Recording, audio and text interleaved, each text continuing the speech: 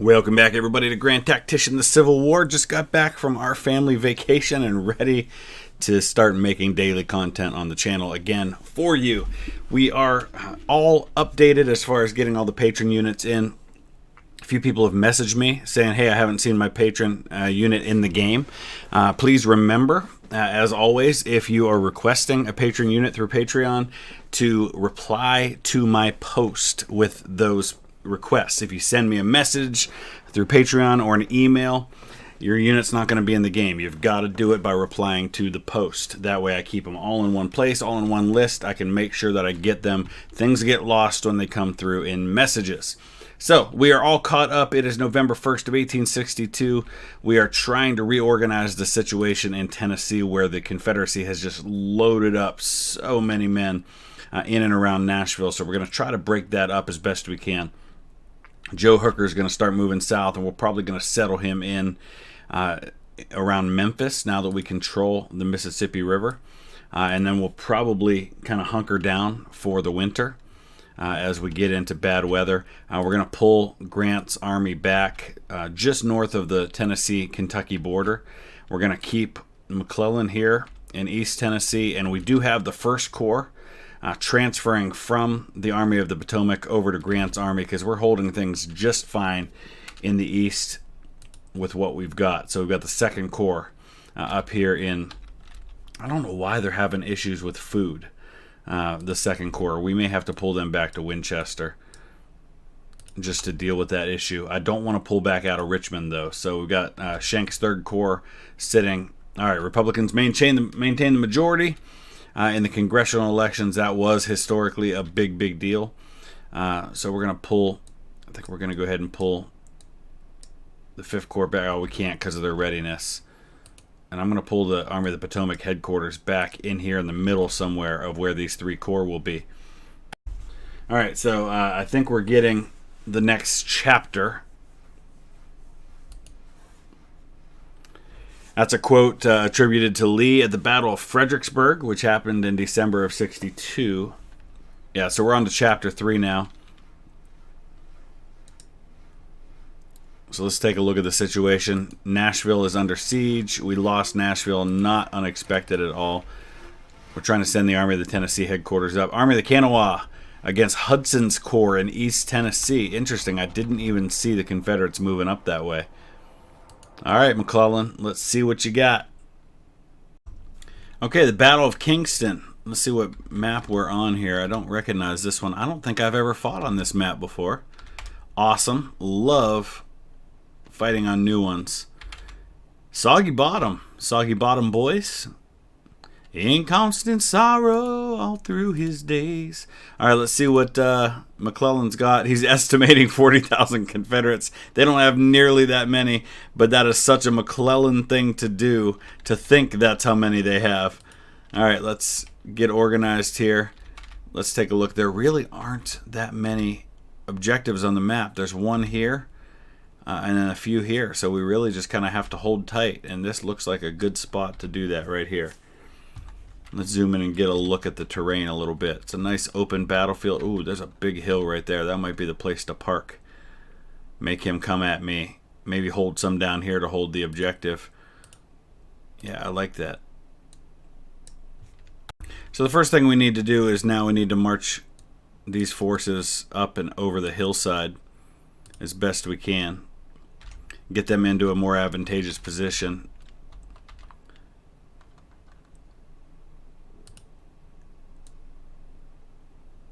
And then we might dig in and build some fortifications. I've parked some artillery up there. I don't know how well they'll do in that spot. All right, we hit the end of the day.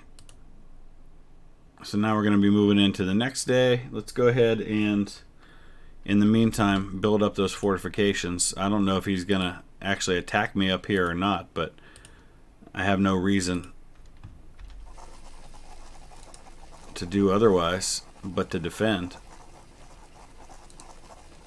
So I'll get that all built up as best I can. Plug myself into it and then go from there. Okay, it's raining. here on day 2 of the Battle of Kingston, and the Confederates are starting to show up. We're dug in as best we can. We've got parapets here. We've got some breastworks down here for the rest of the troops. Others are behind a fence. So I think we're about as dug in as we could hope to be. Let's get everybody turned around the right direction. And now we just get to watch the slaughter unfold. See if we can get the artillery to fire from up here.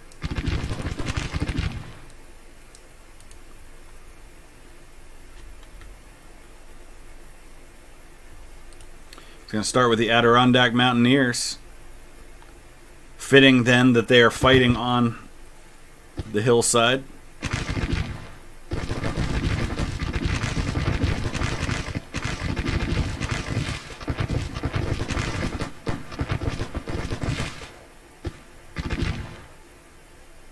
Just some skirmishers coming up the hill right now. That appears to be all he's sending. He's waiting to get everybody else in a position. I really need to get these guns firing. I don't have many guns. I gotta get McClellan some more artillery. He's only got 8 guns total in this army.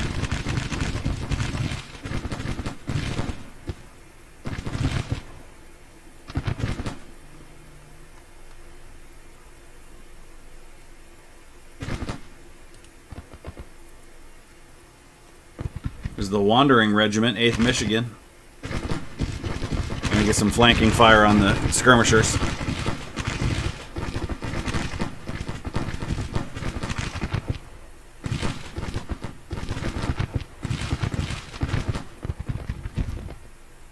We'll go ahead and speed things up here while he gets the rest of his army into position.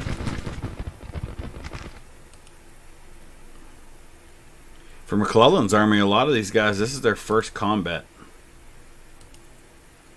With the Thundering Herd Brigade over here. Freedom Guards Infantry.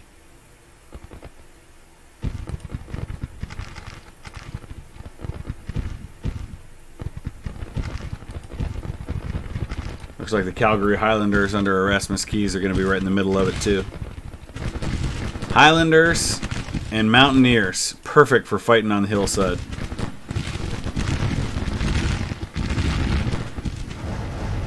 And his artillery's getting into the fight now. We're gonna have to find somewhere to put my artillery that they can actually fight. Doesn't appear they can shoot from up here. Might have to bring them down the hillside. Maybe down here, put those 3-inch guns over there. I guess I'm just too close to the front lines.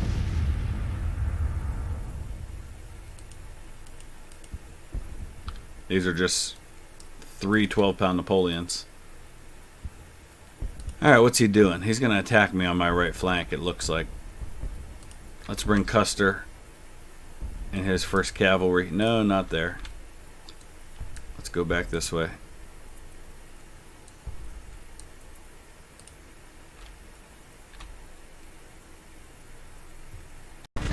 Alright, so he's got 55 guns, which this is one of those rare times that I'm heavily outgunned in terms of artillery.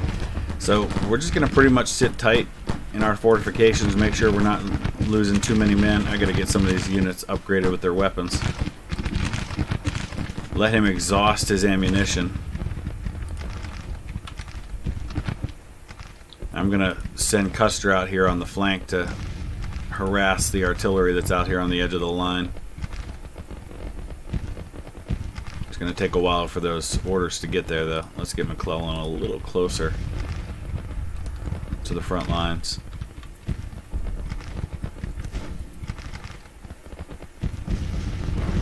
Doesn't appear interested in actually attacking up the hillside.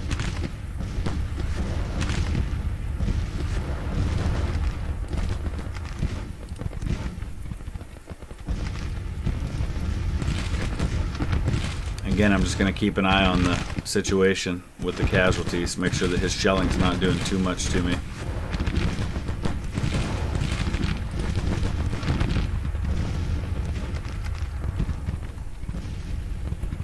Alright, moving Custer seems to have forced his hand a little bit. Oh, he's going to keep McBride there. I was hoping he'd send all the infantry and then Custer could charge in on the artillery. Alright, let's dismount. Now they'll come up against this body of water here to get a little bit of a protection. Casualties are going up fast. Gotta be careful here.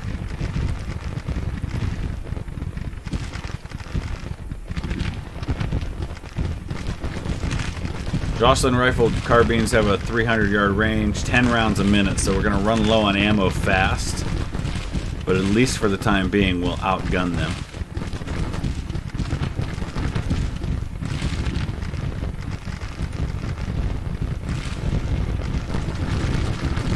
A little concerned about having these guys out on my flank. Alright, let's bring only 616 men in the Michigan Wolverines under Schuyler Hamilton. That's Alexander Hamilton's grandson.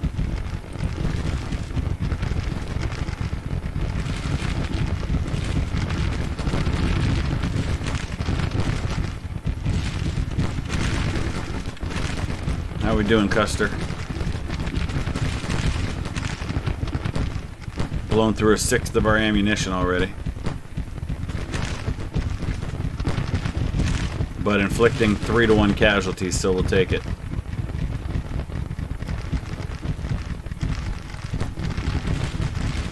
How we doing overall? Pretty good so far.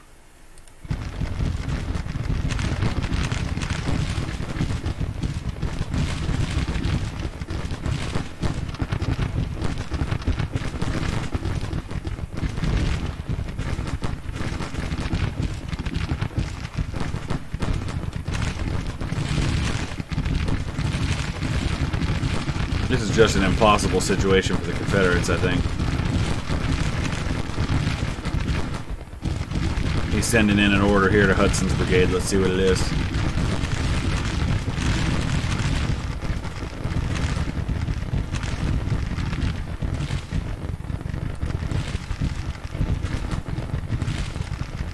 How we doing, Custer? Driving off the battery. That's good. Gotta keep an eye on the ammo. He's down by 25%.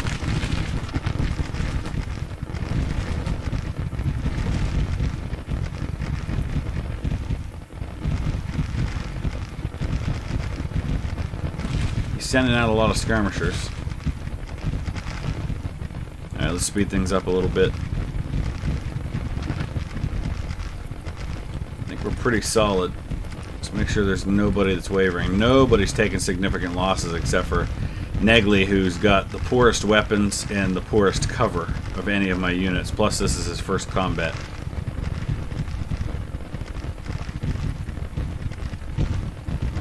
But they're motivated by the routing of that battery. But he's pushing hard on my right.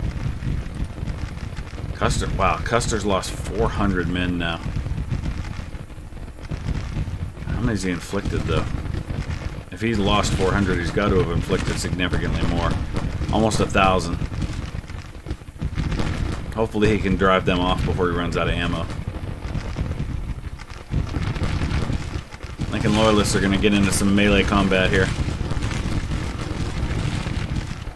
Alright, Negley. Charge.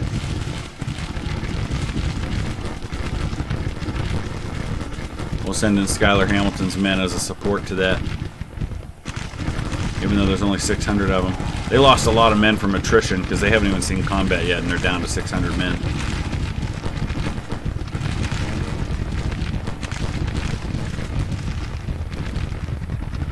And that bar's shifting toward the blue now. How we doing, Custer?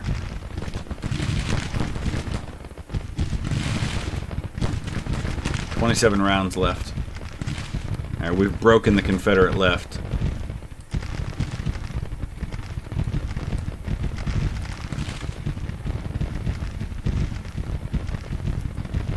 I'm going to send Hamilton down here. Get into McBride's flank.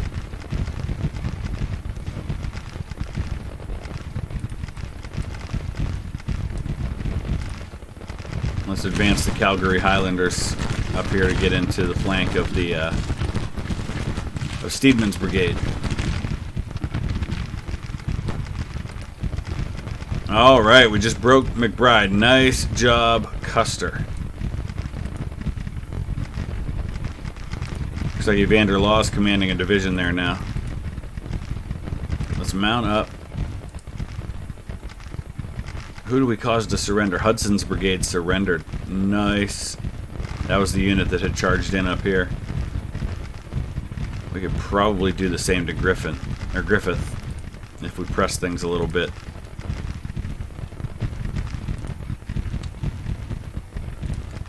We're going to ride them down with both Custer and Hamilton. Speaking of Hamilton, Henry Halleck, who looks like he had his unit broken, which sucks, those 3-inch ordnance. He was also married to a Hamilton. His wife was a granddaughter of Alexander Hamilton.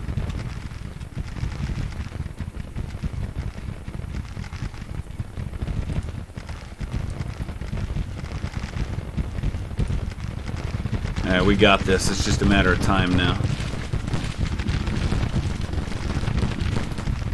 This is going to be a nice victory in Eastern Tennessee. Look at those casualty numbers. Wow. Helps having the high ground and being able to dig in and force the enemy to attack you. Which he had to do because there were very few objectives. Oh, we're pursuing these guys into a swamp. We still might be able to get them to surrender, though.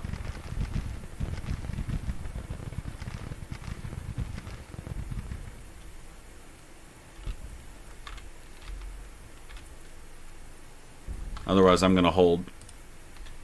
I'm not going to push down the hill and try to destroy these guys or anything. Alright, there you go. 10-1 casualties. Pretty ridiculous, but then again, so was his attack. Nicely done, George McClellan. We do need to get him some artillery, though. What few artillery pieces he had, he lost some of. So that is priority number 1 when we get back to the campaign screen, is to recruit some artillery for the Army of the Kanawha, which is now in Eastern Tennessee and really the only Union force that's going to be holding in Tennessee now that Grant's going to be having to pull back to Kentucky while we get him rebuilt and await those reinforcements from the Army of the Potomac. Okay, so let's head over to the military screen. Let's look at the Army of the Kanawha. You can see here 3 batteries in Etsy's unit, 4 in Halleck's. That's got to change for sure. McClellan's awfully famous at the moment. So we're just going to go ahead and recruit 3 batteries. I'll actually, I think I'll go ahead and attach these to the various divisions.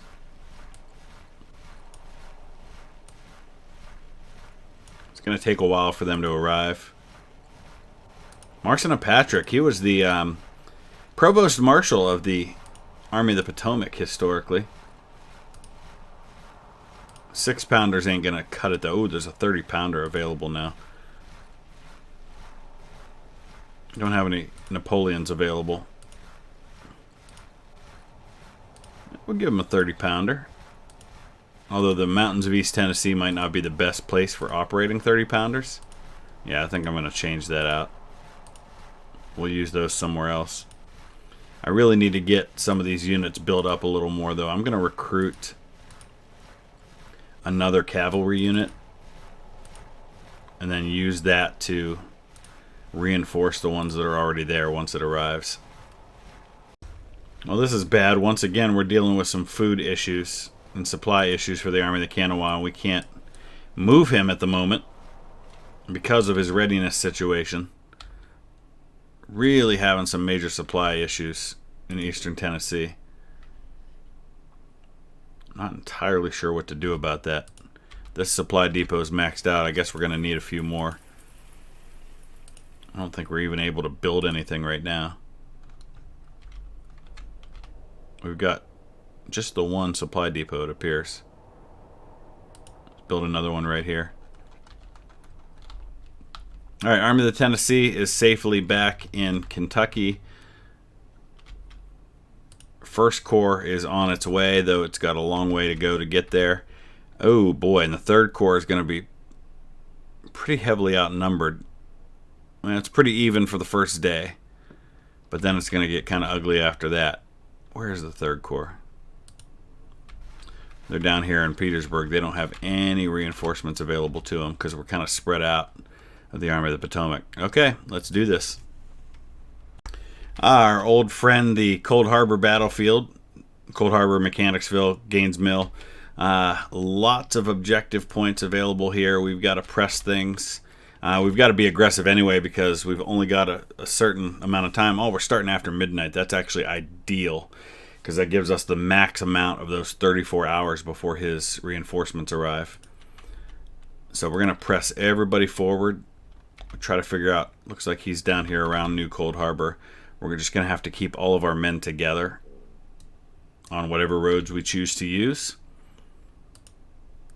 We'll send the cavalry out first so we can kind of scout, figure out where he's at. I've only got one brigade of cavalry. We've got more on the way in recruitment, but they're not here yet. See if we can figure out where he is and hit him.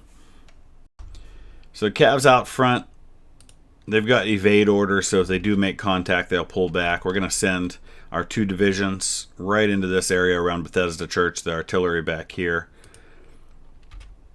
But I want to keep the Cav out front. He may come down this road right here.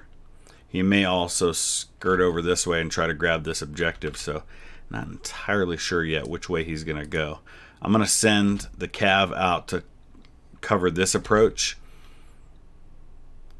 and then we'll probably have to shift the infantry this way because this objective should be the one he goes for first, though he may also be going this way toward Gaines Mill. What we'll do is we'll watch, and if one of these objectives turns red, then we know that's where he's at, but I think he's probably going for Gaines Mill. I've got my Cav going almost all the way up here to this objective point, and we still haven't spotted him, which means he's not over here. So let's go ahead and move this infantry forward here. Let's move Hunter's division. Actually, we'll go all the way over here.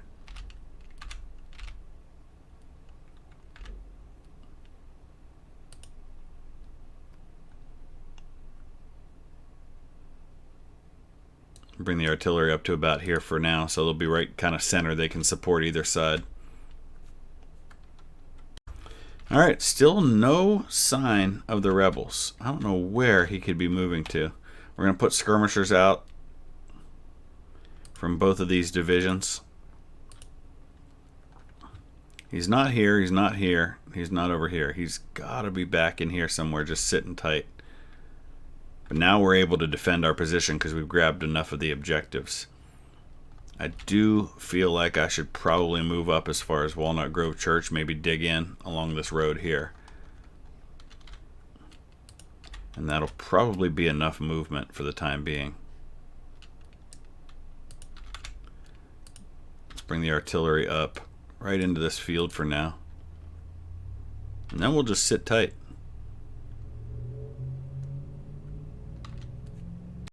Okay, here's our first sighting of the enemy at last. We've pushed all the way up as far as Gaines Mill, and it appears that's where he is digging in. We have about 16 hours before the enemy reinforces that position with a second corps, so we can't allow that to happen. Alright, let's push the cavalry up a little more. Definitely got to get this artillery moved up to help support whatever we're doing here.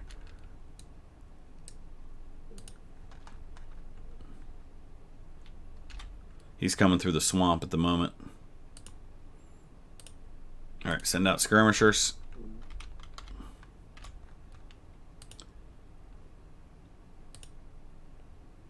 Not a lot of patron units. There's the 20th Maine under Joshua Chamberlain. They're very tired. These guys have been marching for the last 7 hours. So that's a bit of a concern. Why are we not putting skirmishers out?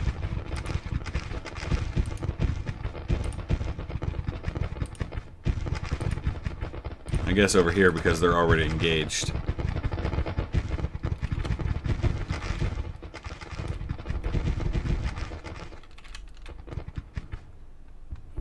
Alright, let's watch the flank over here.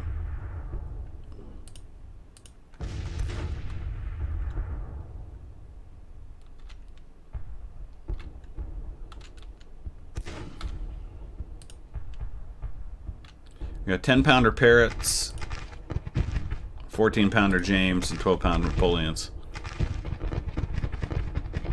Actually, I'm going to bring the Napoleons up right next to Smith on the line. Over here we got the Italian Mafia, 1st Armagh Irish, and the 2nd Brigade.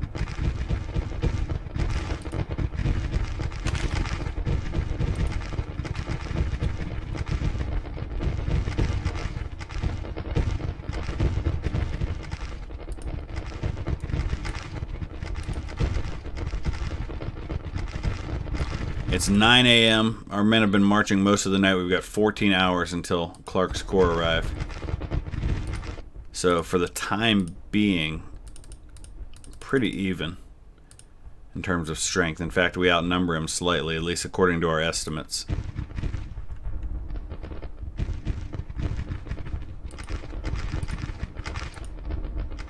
Let's pull the skirmishers back in.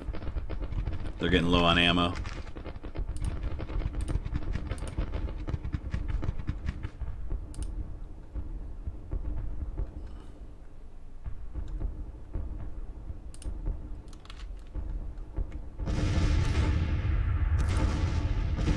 Pull him back.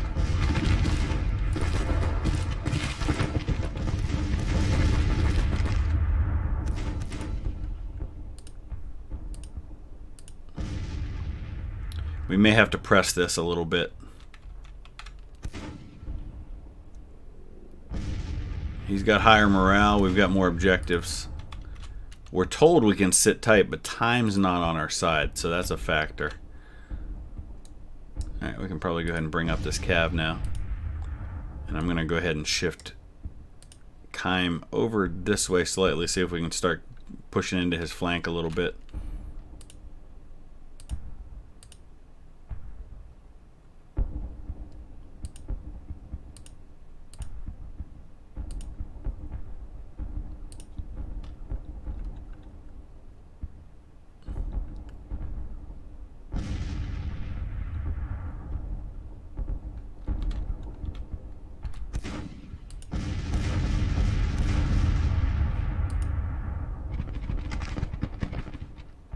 Not exactly how I wanted that to happen, but it'll do for now. Alright, dismount, boys.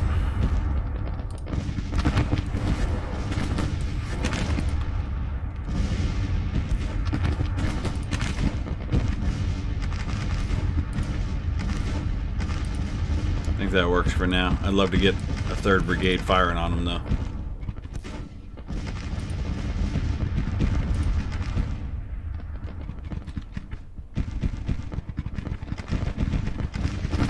Yeah, we can smash his right flank and then just roll up the line. I think we've got him caught.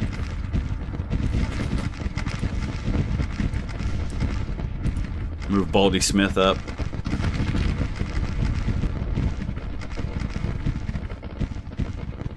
His famous legendary.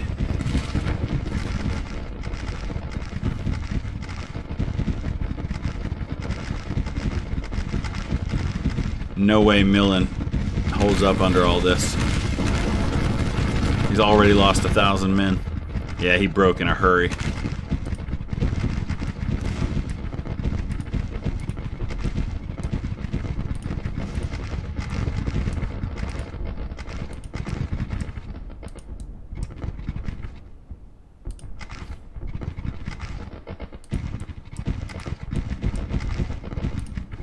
Alright, Welsh, you need to shift yourself back in that direction. There you go.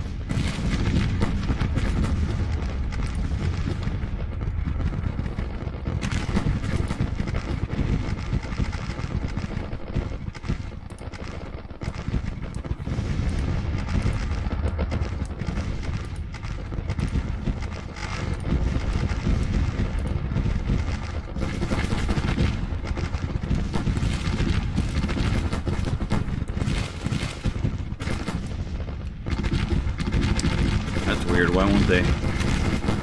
Can't get them to move in the way I want them to there.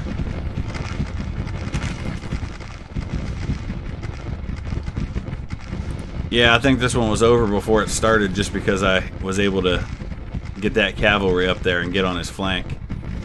Which is good, because those reinforcements would have been trouble for me otherwise. Thankfully, they're too far away to help him out in time.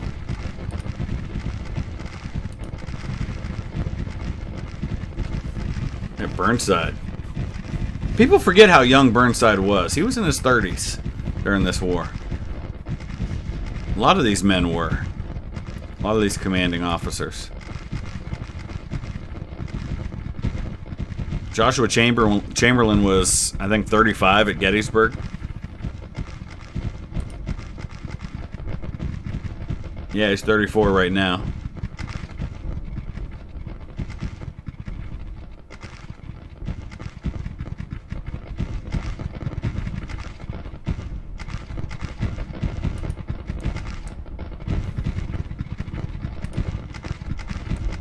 Alright, let's push this whole division forward. Just gotta hold on the right for now.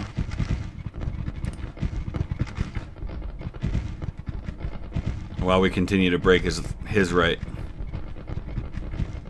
Where'd they go? That unit just disappeared. There he is.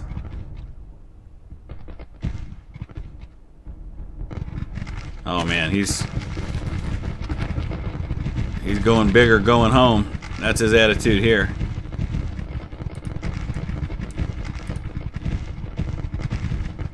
Got to break him before he gets a chance to cause any damage over here on my disjointed right side. I think we got him.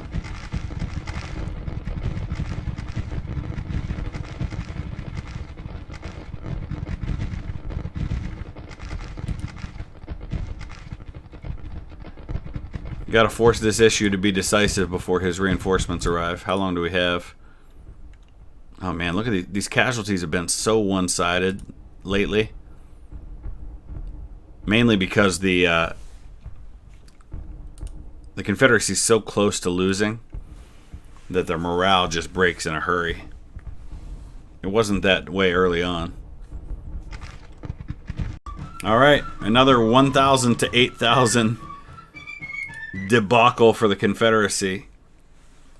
And that should, at least for now, buy us some time in the East. Remember, we have depleted our numbers in the East because the situation's been so solid there to help out in the West where things are not so good. But if we can get enough troops in a good enough situation and drive the Confederates out of Tennessee, that might be enough to end this war with the situation where it is.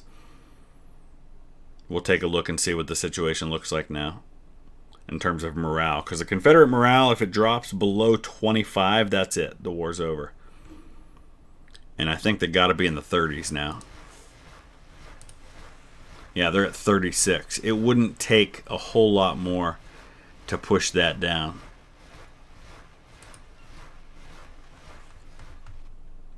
Alright, looking out at the west before we wrap up this episode, there is a Florida State militia that has moved up and north of the Army of the West. So we're going to have to go deal with them. There's also an Army of Texas floating around in here somewhere with 12,000 men. So we're going to have to shift Harney's Army of the West up back into Missouri to deal with the Florida State Militia. We don't know for sure where they are. On November 12th, that's where they were. Union issues war bonds. So we've got a policy research open to us now. Letters of marque. Yeah, maybe. I don't think we need to do bounties. I'm going to go Revenue Act. We're going to continue to keep an eye on our credit and make sure that we can continue to fund our armies. But for now, I'm going to wrap it up right there. We know the situation. It really all comes down to what we can do here. I've lost sight of anything in Nashville, so I don't know if he's dispersing these units or what's happening. But Hooker's army is in very poor supply. We've got to get them connected back over here to Memphis. The Mississippi Squadron is here. We're going to move them even further south, I think. But Hooker's job is going to be to secure Vicksburg. Eventually, we've got to deal with New Orleans so that we can complete the conquest of the Mississippi. Let me know your thoughts. Use the comment section below, and we will see you again in a couple days with another episode. Thanks for watching.